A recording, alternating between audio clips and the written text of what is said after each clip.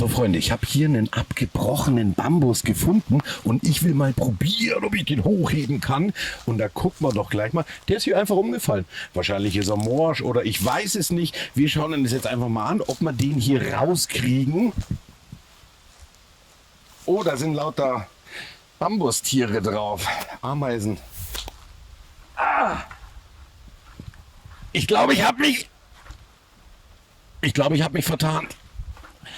Der ist einfach nur schief rausgewachsen. Der wollte von seiner Familie weg und wollte zu anderen. Naja, kennen wir ja alle ab und zu mal.